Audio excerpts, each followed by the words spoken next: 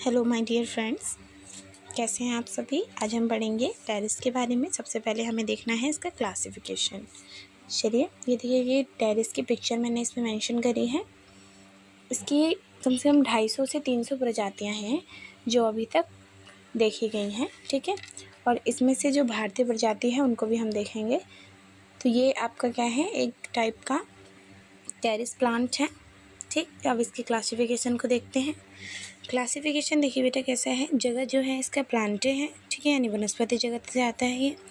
वर्ग इसका पॉलीडियोपोडिया है और गण इसका पॉलीपोडियस है और कुल इसका टेरिडेसी वंश टेरिस, ठीक। ये क्लासिफिकेशन बहुत ही इजी तौर पे आप लोग याद कर लेंगे।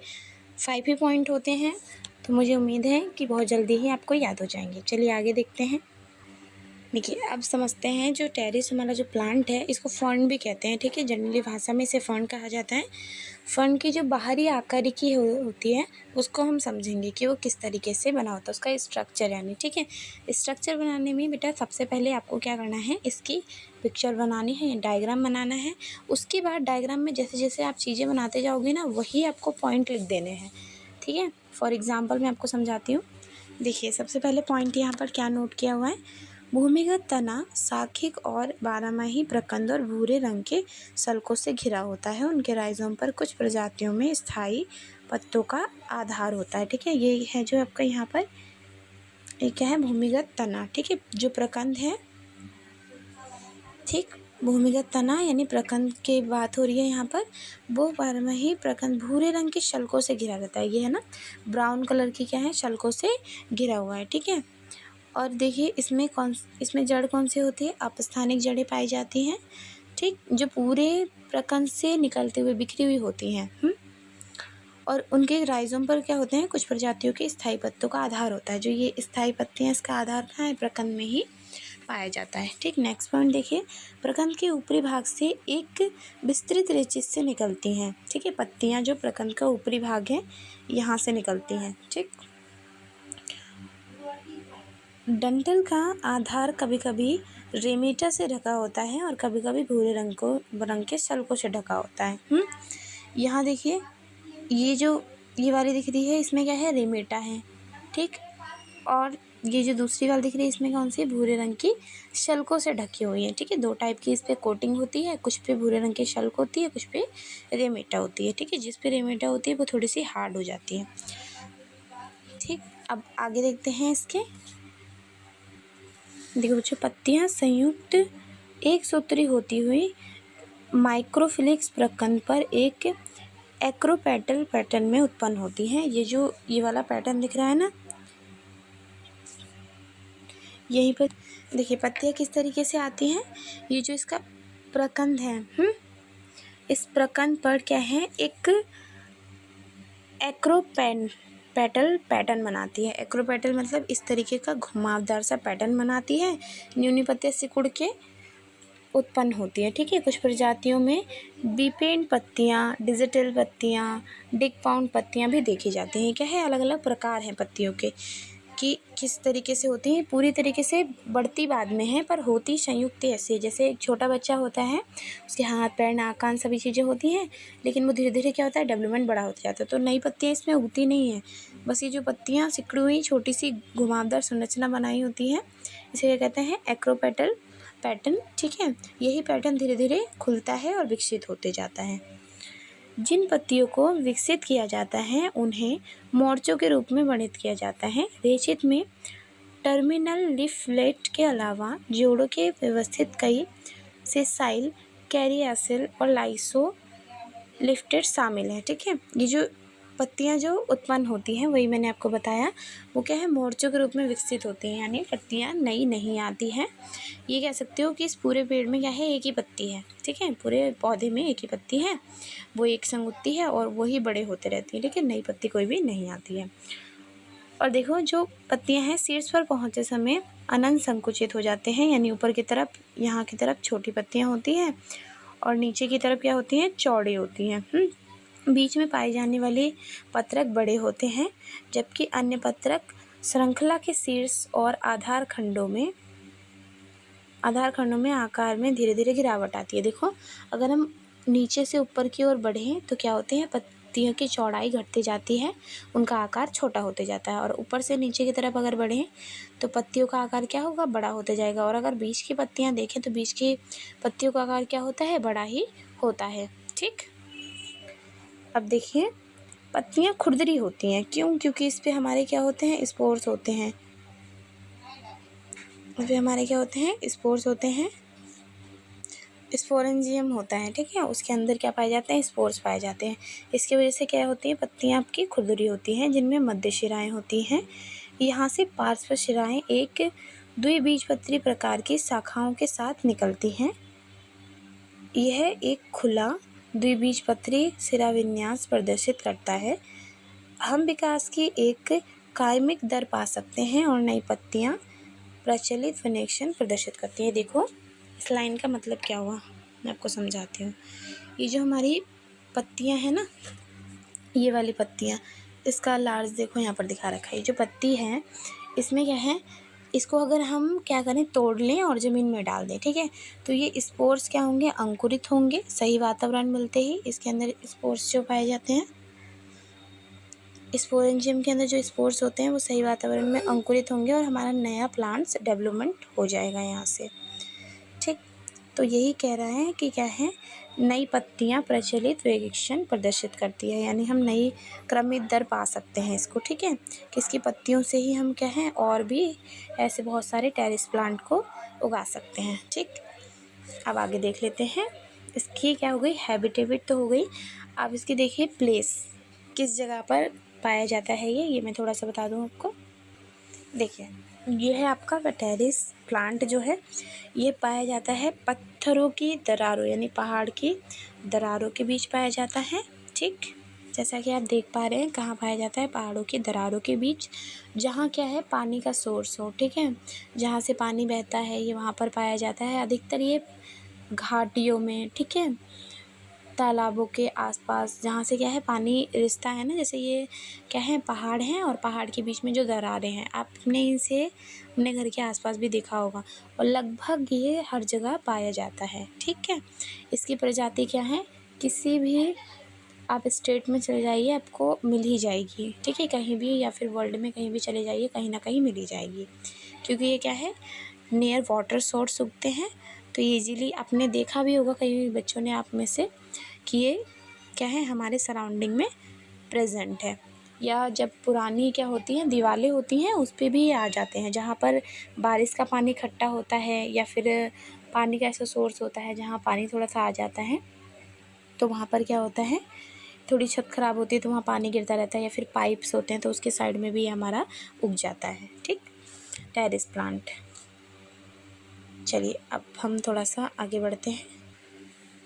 एक बार आप लोग इसके स्ट्रक्चर को समझ लीजिए अच्छे तरीके से, और स्ट्रक्चर को हम जब समझ लेंगे डायग्राम के थ्रू, तो हम पॉइंट्स बना के इजीली लिख सकते हैं। उसके बाद मैं आपको लाइफ साइकिल बना दूँगी, फिर हमारा ये चैप्टर और ये वाला टॉपिक दोनों ही ख़त्म हो जाएगा और हम नेक्स्ट चैप्टर स्टार्ट करेंगे। देखिए, सबसे पहले क्या, इसके नीचे से स्टार्ट करते हैं। आपको ड्रॉ करनी है इसकी सबसे पहले प्रकंद। ठीक, क्या बनाएंगे, प्रकंद। प्रकंद का कलर कैसा होता है, ये वाले जो प्रकंद हैं आप इसे बनाएंगे। प्रकंद को क्या कहते हैं, राइजोम। प्रकंद हो गया आपका हिंदी, इंग्लिश में क्या कहते हैं बच्चों, इसे राइजोम कहते हैं। और इसमें अगर इफ़ आप कलर करना चाहें तो ये कौन सा कलर का होता है, ब्राउन कलर का। ठीक है, उसके बाद इसकी जड़ें होती हैं, जो कि एक अपस्थानिक जड़ें हैं। आप इस तरीके से जड़ें ड्रॉ कर सकते हैं। उसके बाद लिखेंगे राइजोइड्स। ठीक, फिर देखिए क्या है, आपकी स्टैम्प, स्ट्रिप हैं, यानी लीफ स्टेल हैं। क्या है आपकी, लीफ स्टेल। ये वाला इसके साथ जॉइंट है, ये थोड़ा सा नेम की वजह से इसमें नहीं वो दिखा रहे हैं, अलग सा वो दिखाया है। ठीक है, तो ये आपका आधार हो गया। क्या हो गया, आधार किसका, पत्ते का जो हमारा आधार है। और ये क्या है, न्यू आप प्लांट दिखा सकते हैं इस तरीके से। तो न्यू प्लांट के लिए मैंने आपको बताया था, आप इसका भी अलग से नेम लिख सकते हैं। तो इसका क्या लिखेंगे नेम, फिब्लेट हैंड। क्या है ये, फिब्लेट हेड है, यानी मुड़ी हुई, मुड़ा हुआ सर, या फिर कह सकते हैं घुमावदार सर है। ठीक है, तो क्या सीख सकते हैं आप इसको, फिब्टाइल हेड। ठीक है, फिब्डाइल हेड हो गया। उसके बाद देखिए आपको सबसे लिखना है मेगाफाइट। क्या है ये आपके? मेगाफाइट है, यहाँ से लेके यहाँ तक सबसे बड़ा हिस्सा, क्योंकि इसमें सिर्फ पत्तियाँ हैं। तो लीफलेट यानी पाइना, जो ये वाली पत्तियाँ हैं वो क्या हो गई आपकी? पाइना है। जो लास्ट, जो इसकी लीफ का अंत सिरा है उसे क्या कहते हैं? पाइना कहते हैं। और इसके मध्य सिरा में जो लाइनिंग होती है, यानी जो इसकी पत्तियों को सीधा रहने में मदद करता है, उसे क्या कहते हैं? विंस। ठीक है, इसके पत्तियों की शाखा जो डंठल होते हैं उसे क्या कहते हैं? विंस कहते हैं। उसके बाद देखिए आप ब्लेड, सिर्फ और सिर्फ पत्तों की आकारिकी को क्या कहेंगे? ब्लेड कहेंगे। और देखिए जो ये है ये आपकी यंग लीफ हो गई, इस तरीके से आप दिखा सकते हैं। और पत्ती तना दोनों को साथ में लेकर हम कहेंगे मेगाफाइट। ठीक है, इतना समझ गए। और उसके बाद देखिए क्या है आपका? पाइना। इसी पाइने को बड़ा सा दिखाया गया है। जो इस लीफ में क्या होती है? गैप होता है थोड़ा थोड़ा सा, ये दिख रहा है ना आपको? ये जो गैप, यही आपका क्या है? पाइना है, यानी लीफ लास्ट में इस तरीके की गैप होती है। उसके बाद आपके हैं सोरस। सोरस क्या है? स्पोरेंजियम का समूह है। जो हमारे स्पोरेंजियम होते हैं उसका क्या है? समूह है, यानी युग्मकोद्भिद समूह। इसमें बहुत सारे क्या होते हैं आपके? स्पोरेंजियम पाए जाते हैं, युग्मकोद्भिद पाए जाते हैं। उसके अंदर क्या होता है? आपके स्पोर्स होते हैं। ठीक, दिमाग स्ट्रक्चर समझ में आ गई? क्या कहते हैं इसे? सोरस।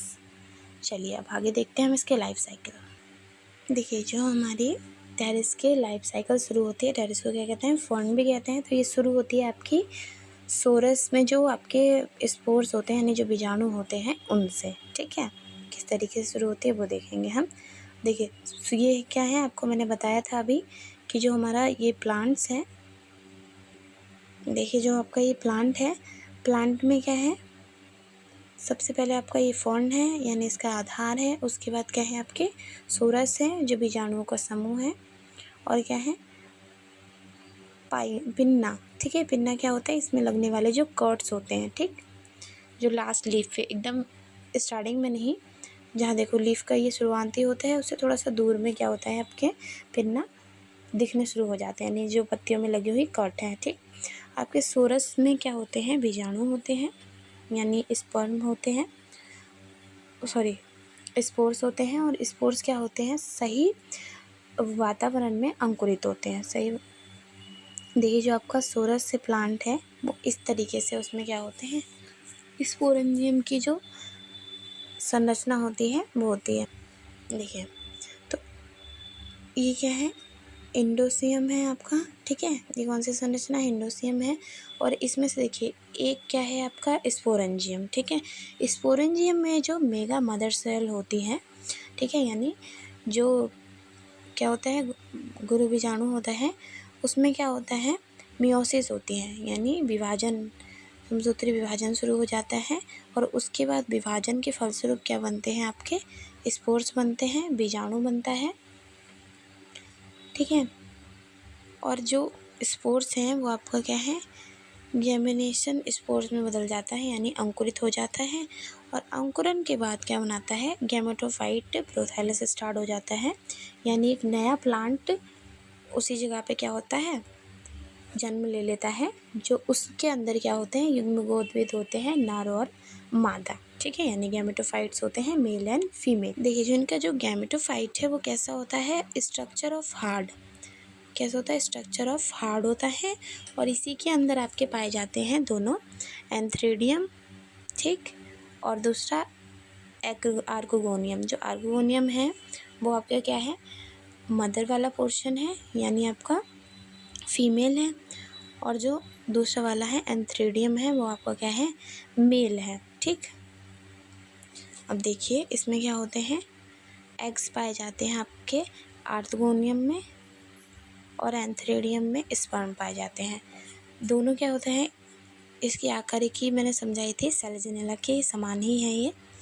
ठीक, तो इन दोनों में फर्टिलाइजेशन होता है। स्पर्म आर्कोनियम के अंदर जाता है, ठीक है, इसके पहले यहाँ आता है, सिरे पर आता है। उसके बाद क्या होता है? ये प्रवेश कर जाता है अंडे के अंदर, और फिर निषेचन हो जाता है इनका। ठीक है, निषेचन के फलस्वरूप इसमें विभाजन शुरू हो जाता है। और विभाजन होने के बाद क्या होता है, नया युग्मक डेवलपमेंट होने जाता है, ये युग्मज बन जाता है जाइगोट। और वो जाइगोट क्या होता है, विभाजन के फलस्वरूप एक नए स्पोरोफाइट प्लांट को जन्म देता है। ठीक है, उसके बाद यही आपकी फिडल हेड वाली संरचना आ जाती है और उसके बाद ये विकसित होकर हमारा स्पोरोफाइट प्लांट बन जाता है। तो आई होप कि आप सभी को समझ में आ गया हो, ठीक, कि हमारी कौन सी साइकिल थी, ये किस तरीके से बनती है। तो जैसे मैंने समझाया है वैसे ही आप क्या कर सकते हैं, लिख सकते हैं इसके मेन पॉइंट को, या फिर आप ये डायग्राम भी बना के शो कर सकते हैं अगर डायग्राम के लिए आता है तो।